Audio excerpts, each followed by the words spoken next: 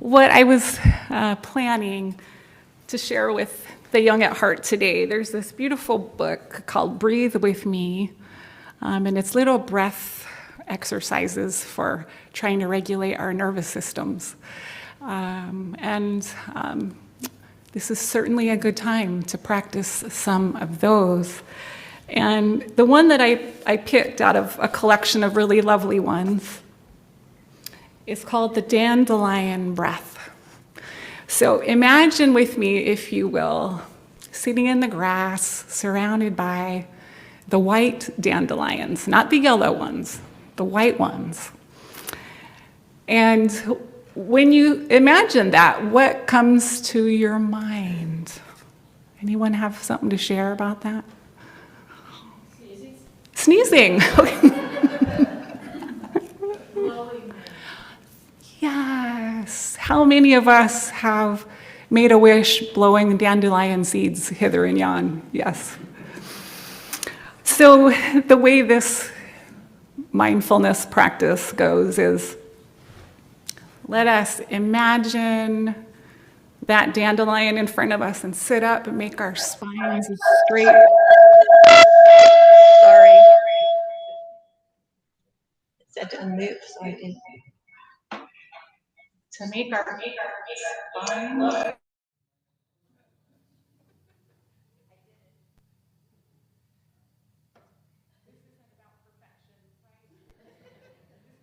spines together in community. So let us sit up straight, keeping our spine, letting our spine grow tall. Imagine the dandelion, and we'll take a deep breath in, and we'll blow the air out slowly until it's all out of our stomachs, sending our wishes and our seeds into the air. And we'll do that 3 times. So a great big breath in and out. And in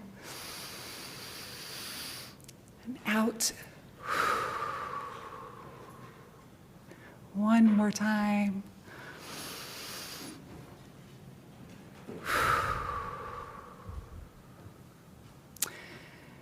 Having emotions as humans is sometimes wonderful and sometimes hard. Some emotions are very pleasant, some are very unpleasant.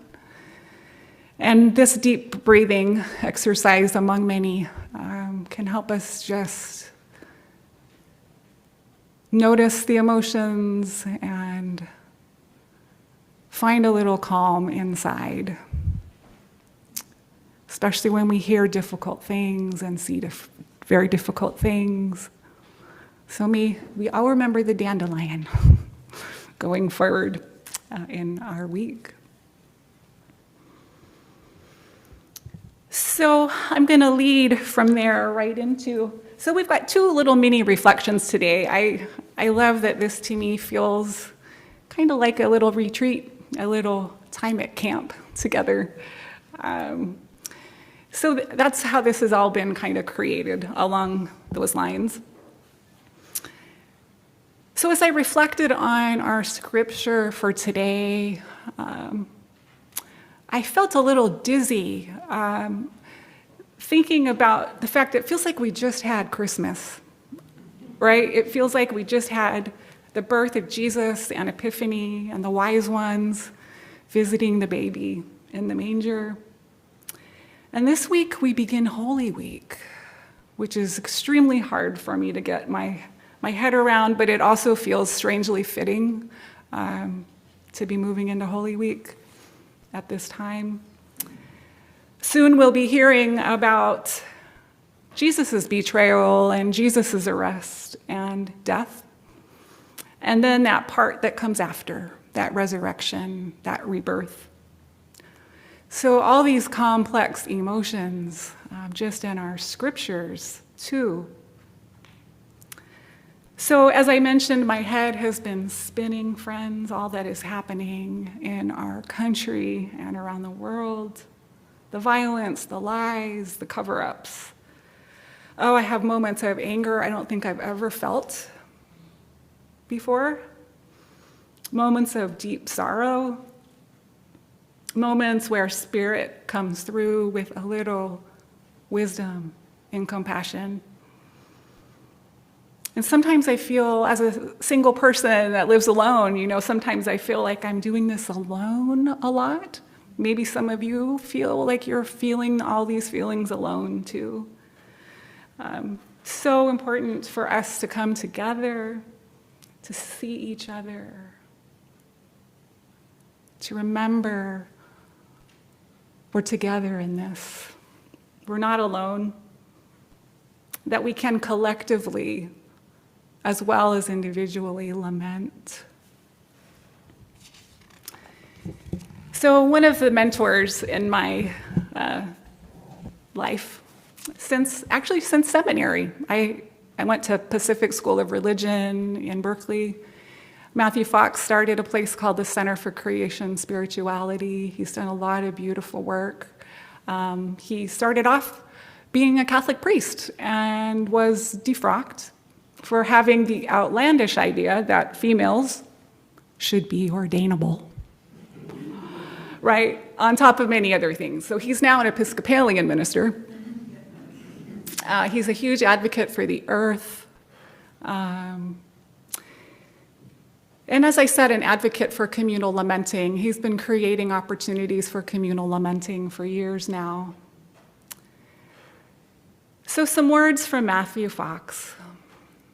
Grief is a sign of our times, at least it should be. We should not leave it hidden or unattended to.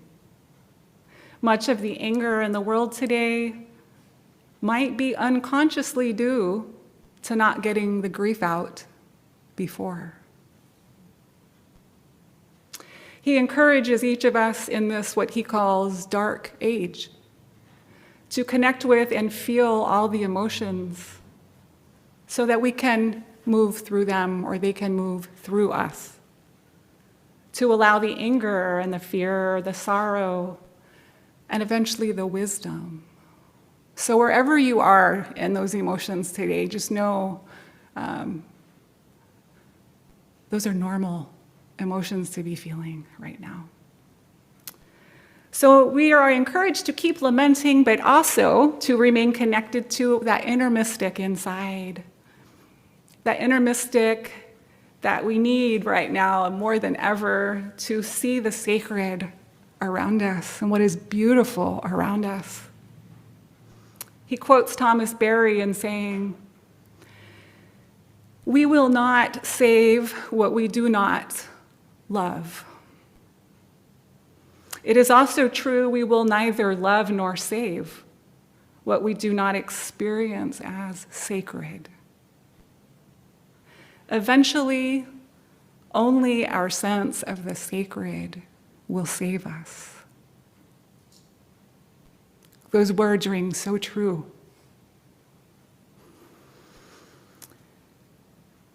So I hope we're all finding ways to care for ourselves and each other.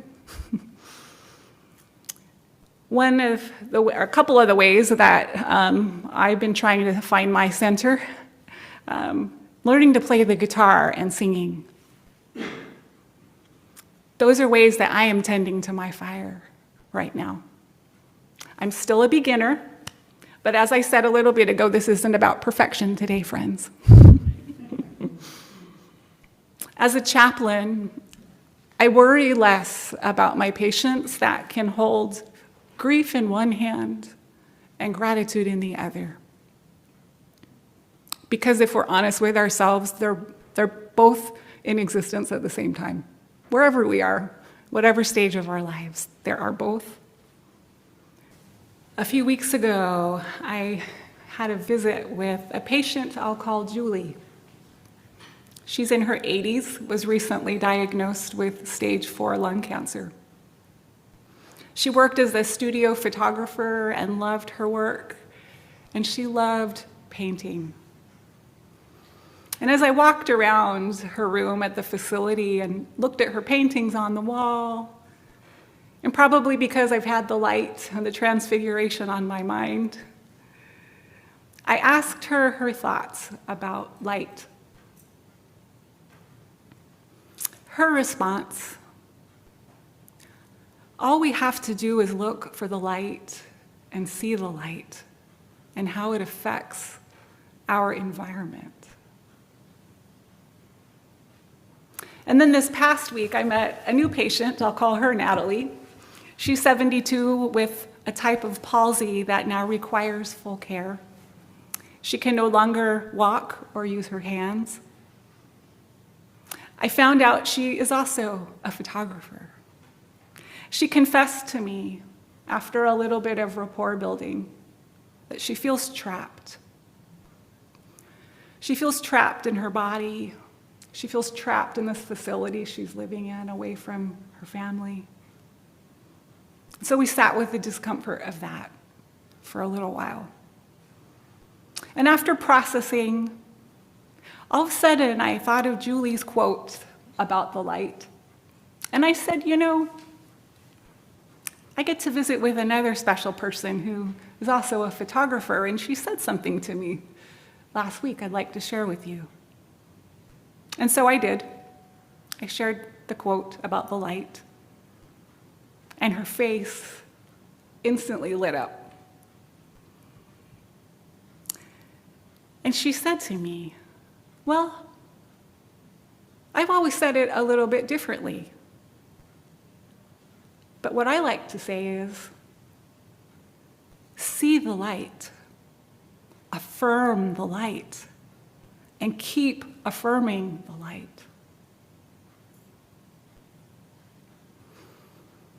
This led Natalie to begin this beautiful flow of considering the blessings in her life, the things that are sacred to her.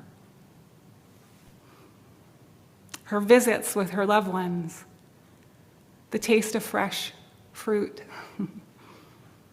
the beautiful planet, and her memories of the planet that she has been able, she's also losing her vision, sadly, but the visions, the memories she holds of our earth and her loved ones. The truth is sometimes really painful. Getting a diagnosis you don't want. Turning on the news.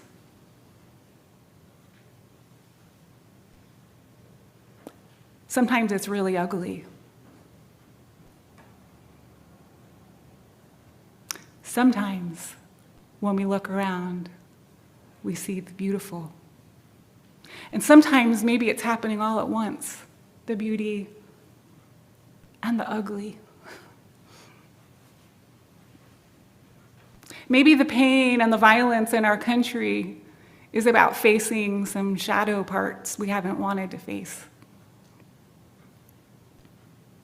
Kind of like what we do on an individual level on our healing journeys. Maybe all of this does need to come to the surface, into the light, as horrific as parts of this process are. Like Jesus reminding the disciples there's a bigger picture that we must keep in our hearts. My death is coming, he said, but it won't be the end. I'll be back with the angels to make things right. Keep going. Keep going. Do not be afraid.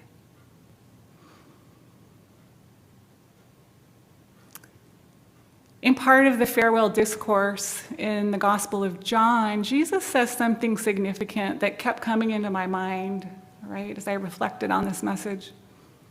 Maybe you'll remember this line of scripture. I tell you the truth, anyone who has faith in me will do what I have been doing. They will do even greater things than these, because I'm going to the Father. He was talking to us. Not that we are as great as, but we can do great things. We can do the things Jesus did, friends. He allowed himself to be filled with the light and the love of God and to radiate it, to cross bridges, to spend time with the most vulnerable. I believe that he invites us to be filled with this light, this love of God, and to radiate it.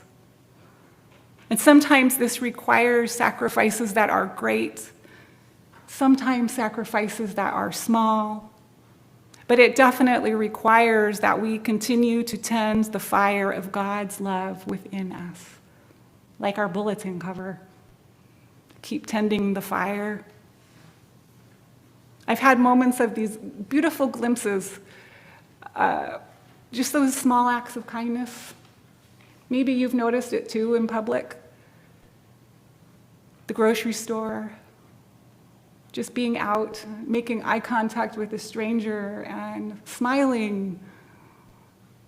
I've seen so many small acts of light, bright light and kindness, because in some ways it's comforting to be out in public with each other, right? When we get to see each other. Jesus taught about love. He lived for it. He died for it. He prepared for his death with those words that, God, may they all be one. May we all be one. So let us keep tending the fire, keep shining the light into those dark places in our hearts and in our families and in our neighborhoods and in our country and in the multiverse.